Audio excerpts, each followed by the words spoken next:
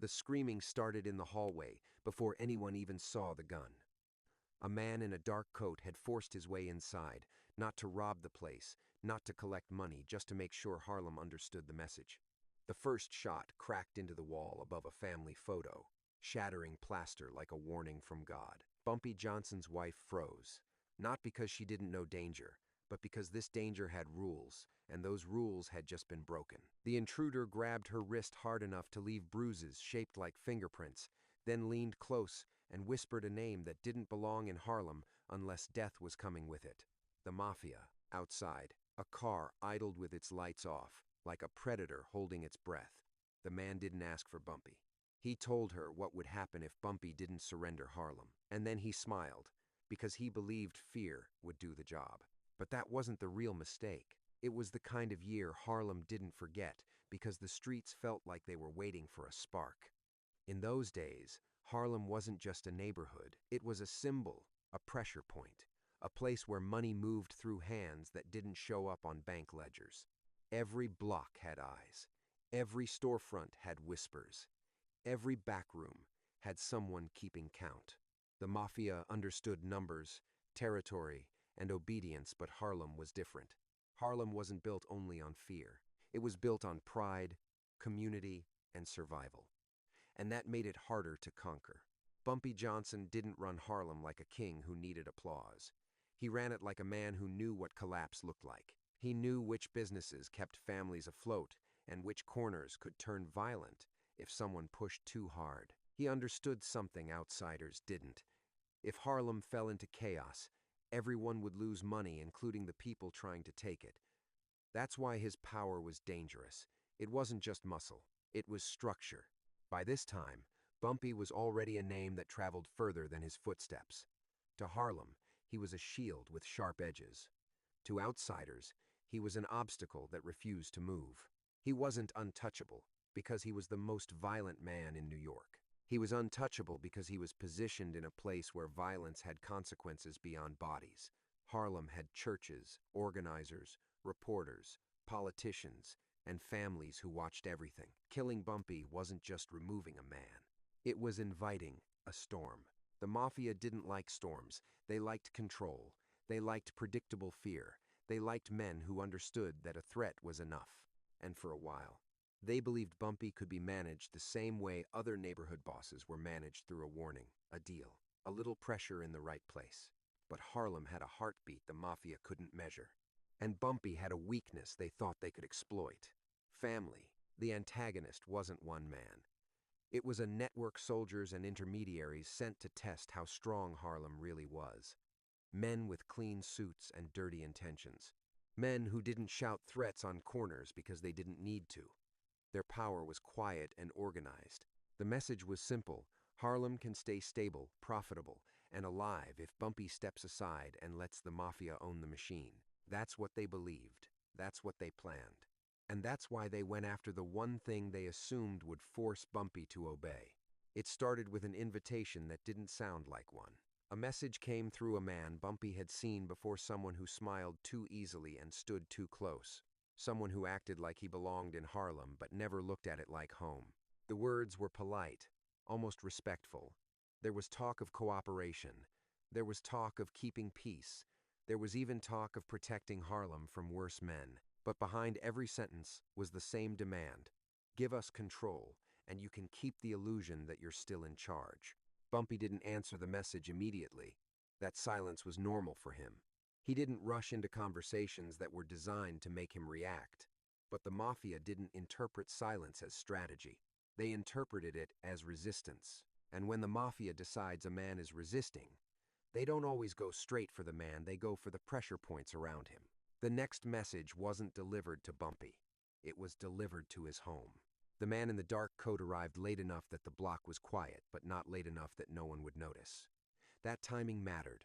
Harlem always noticed.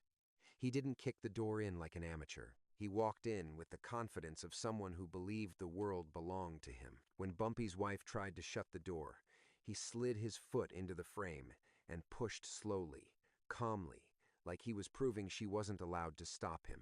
The second man didn't come inside. He stayed outside near the car, watching the street. scanning for witnesses, pretending the night belonged to them. But Harlem was made of witnesses. Inside, the intruder didn't rob anything.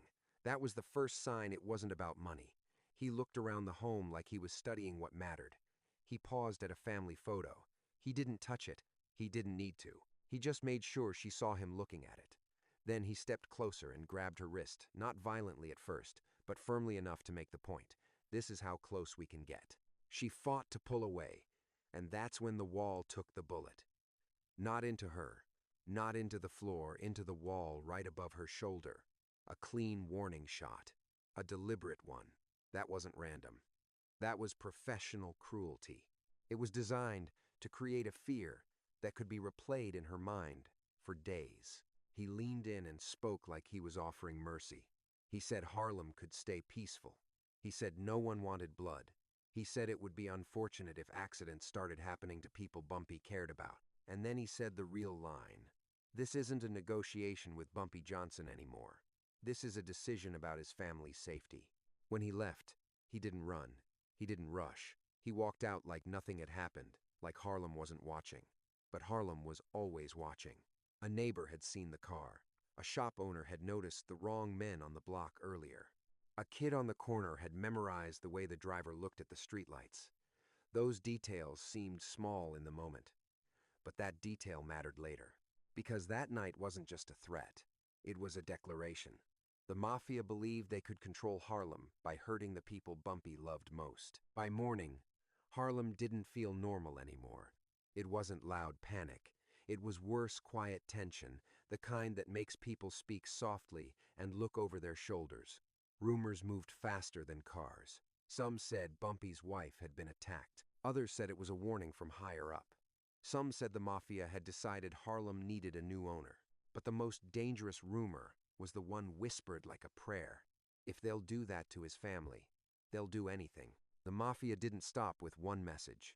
They never do. Once they test a boundary and don't immediately get punished, they push again. And the second push was designed to humiliate, not just frighten. Bumpy's nephew was followed on his walk home, close enough to feel watched, far enough to deny it.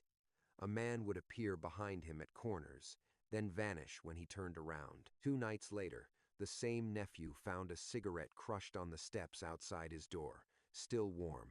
That wasn't random trash. That was someone saying, "We were here, and we can come back." That detail mattered later. Police didn't help. Not because they couldn't, but because they wouldn't. Harlem residents knew the pattern. If a black family reported threats, they were told to calm down. If a black man hinted that white criminals were circling the neighborhood, the report got lost. But if violence broke out, the police would arrive instantly ready to punish Harlem, not protect it. That imbalance made the Mafia's pressure even stronger. They weren't just threatening Bumpy's family. They were leaning on the fact that Harlem couldn't count on the law. Then came the social pressure. A man from outside showed up at a respected Harlem business and spoke too loudly. He made sure people heard him say Bumpy was making things difficult. He implied there could be consequences for business owners if Bumpy didn't cooperate. It was psychological warfare. The Mafia wasn't trying to kill Harlem. They were trying to make Harlem blame Bumpy for the danger. That's how you isolate a leader without firing a shot. Inside Bumpy's circle, the tension became suffocating. People started asking questions that sounded reasonable, but weren't. What if Bumpy made a deal? What if Harlem stayed quiet and avoided bloodshed? What if this wasn't worth it? Those questions are how control starts. Not with a gun, but with doubt. But Bumpy understood something about fear. If it spreads unchallenged, it becomes a weapon that never stops firing. If the Mafia succeeded once using his family, they'd use his family forever. The demands would grow. The line would move. Soon, Harlem wouldn't belong to Harlem at all. It would belong to whoever had the most leverage. More signs appeared. A black car parked near the same block at the same hour on 3 different nights. A man in a hat stood outside a church after services, watching people leave as if he was counting faces. Someone tried to buy information quietly about when Bumpy's wife left the house and who drove her. That wasn't a threat anymore. That was planning. Harlem could feel the shift from intimidation to preparation, like the air changes before a storm breaks. People began changing routines. Mothers walked children home instead of letting them run ahead. Store owners closed early. Men who usually sat outside on stoops stayed inside. The neighborhood started acting like it was under occupation, even though no soldiers marched down the street. And through all of it, the Mafia acted confident. They wanted Bumpy to imagine the future. More pressure, more danger, more fear. They wanted him to believe the only safe path was surrender. They wanted him to crack publicly so everyone else would learn the lesson too. But the Mafia misread the type of man they were dealing with. Bumpy didn't react like a corner gangster. He didn't explode. He didn't announce war. He didn't brag. He did something far scarier. He went quiet, strategically quiet. And while Harlem waited for violence, Bumpy started building something else. A response that would make the Mafia regret ever thinking his family was a lever. Bumpy Johnson didn't begin with a gun. He began with information. The first move was to confirm what everyone already suspected but no one could prove. Who delivered the threat, who ordered it, and who benefited most if Harlem panicked. Bumpy didn't ask questions loudly. He asked through people who didn't look like they belonged to him: barbers, doormen, numbers, runners, men who heard conversations without being noticed. Harlem had always been a web. Bumpy just knew which threads to pull. He also understood the Mafia's weakness. They believed their reputation was enough. That arrogance creates sloppy behavior. The same car parking on the block, the same man appearing near the church, the same driver, thinking no one would remember his face. Those repeated patterns were proof that the Mafia believed Harlem was powerless. That detail mattered later. Next came the back channels. Bumpy didn't contact the loudest Mafia figure. He contacted someone who cared about stability and profit, the kind of man who hated unnecessary heat. Because that's what the attack created. Heat. Not just emotional heat, but risk. If Harlem erupted, the money flow would collapse. If a family got harmed and the story reached the wrong ears, politicians would start making calls. Reporters would sniff around. The Mafia might win the territory but lose the quiet they needed to thrive. Bumpy's message wasn't a threat at first. It was a mirror. He made the Mafia see the consequences of what they'd started. He didn't ask them to stop. He let them understand that their move had already changed the game. Then he tightened Harlem from the inside. Not with chaos, with discipline. He told his people to keep streets calm. No random retaliation. No public fireworks. He knew the Mafia wanted him to lash out so they could label him as unstable. Instead, Harlem became unusually controlled, like a neighborhood holding its breath. That calm wasn't peace. It was preparation. Witnesses quietly surfaced. A neighbor who saw the car. A kid who remembered the license plate digits. A shop owner who noticed the same man buying cigarettes twice in 1 week and asking the wrong questions. Small pieces. But together, they formed a map. And, once Bumpy had a map, he could choose where to strike without revealing his hand. The next move was leverage. Bumpy didn't try to outgun the Mafia. That was a fool's game. He targeted what they protected most: their invisibility. Their ability to operate without the city, turning its eyes toward them. A rumor began spreading in the wrong direction toward the Mafia's own circle. Not a Harlem rumor. A strategic rumor. The kind that makes men question whether their operation has been noticed by someone higher than them. It suggested that someone inside the Mafia had gotten reckless. And now, attention was coming. It implied that if heat came down, certain names would be spoken. Certain deals would be exposed. Certain protections would disappear. And then Bumpy made it personal without looking emotional. He had one of the Mafia's intermediaries approached quietly, away from Harlem, away from witnesses. No violence, no dramatic confrontation. Just a moment where the man realized he was not invisible. That realization is a weapon. It says, "You can reach my family, but I can reach you too, and I can do it without anyone seeing." The Mafia's pressure started to wobble. Their car stopped appearing as often. Their street presence shifted locations. Their men began moving differently, more cautious, less arrogant. That's how Bumpy measured success. Not by bodies, by behavior change. Still, the final step required something stronger than fear. It required humiliation, the kind the Mafia couldn't absorb without losing face. Because if they backed down quietly, other crews would smell weakness. That meant Bumpy needed to trap them into retreating in a way that looked like strategy, not surrender. So he engineered a choice: continue threatening his family and trigger consequences that would harm Mafia profits and expose their operation, or stop and pretend the whole thing was a misunderstanding. Either way, they would lose the lever they tried to use. Bumpy's turning point wasn't a gunfight, it was control.